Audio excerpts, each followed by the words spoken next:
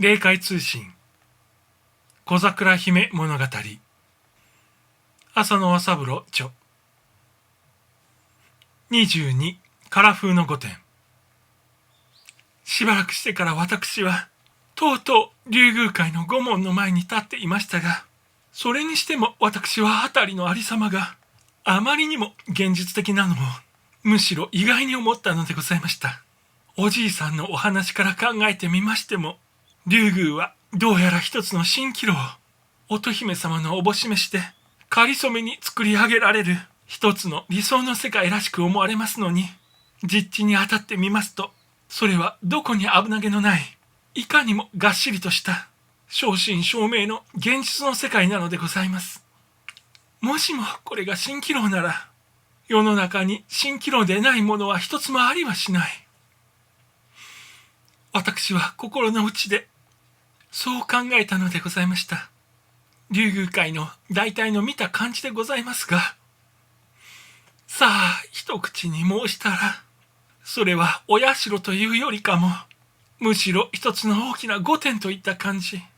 つまり人間味がたっぷりしているのでございます。そしてどこやらにカラフルなところがあります。まずその御門でございますが、屋根は両端が上にしゃくれて、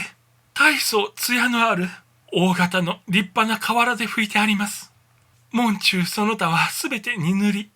別に扉はなく、その丸みのついた入り口からは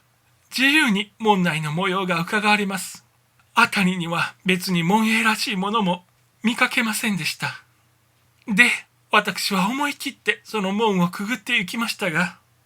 門内は見事な石畳の歩道になっており、あたりに塵一つ落ちておりませぬ。そして両側の広々としたお庭には、形の良い松その他が程よく植え込みになっており、奥はどこまであるか、ちょっと見当がつかぬくらいでございます。大体は地上の庭園と指したる相違もございませぬが、ただあんなにも冴えた草木の色、あんなにも芳しい土の匂いは、地上のどこにも見受けることはできませぬ。こればかりは実地に行ってみるより他に、描くべき筆も語るべき言葉もあるまいと考えられます。御門から御殿まではどのくらいありましょうか。よほど遠かったように思われます。御殿の玄関は黒塗りの大きな式台作り、そして上のひさし、柱、投げしなどは皆目の覚めるような荷塗り、また壁は白塗りでございますから、すべての配合がいかにも派手で朗らかで目が覚めるように感じられました。私はそこですっかり水黒いを直しました。無論心でただそう思いさえすればそれでよろしいので、そうすると今までの旅装束がその場できちんとしたお目見えの服装に変わるのでございます。そんなことでもできなければ、たった一人で腰元も連れずに竜宮の乙姫様をお尋ねすることはできはしませぬ。ごめんくださいませ。私は思い切ってそう案内をこいました。すると年の頃15くらいに見える一人の可愛らしい小娘がそこへ現れました。服装は筒袖式の桃色の着物、髪を左右に分けて後ろの方でくるくるとまとめているところは、どう見ても三国風よりは唐風に近いもので、私はそれがかえって妙に御殿の作りにしっくりと当てはまって大変美しいように感じられました。私は小桜と申すものでございますが、